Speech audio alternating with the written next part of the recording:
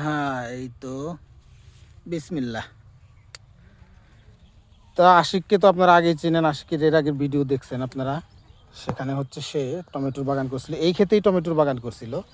1 মাস 7 দিন আগে সে টমেটোর বাগান শেষ কইরা এখানে হচ্ছে শশার বাগান করছে, শশার চারা লাগাইছে। আজকে হচ্ছে এই শশা গাছগুলোর বয়স হচ্ছে 1 মাস 8 দিন। 1 মাস 8 দিন এ পর্যন্ত আশিক মোটামুটি কত মন মোটামুটি বিক্রি করছো? 4 মনের মতো কেবল বিক্রি শুরু করছো? মাত্র শুরু হয়েছে। তো 4 মন বিক্রি করছে।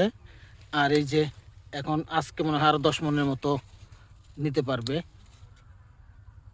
এই হচ্ছে আশিকের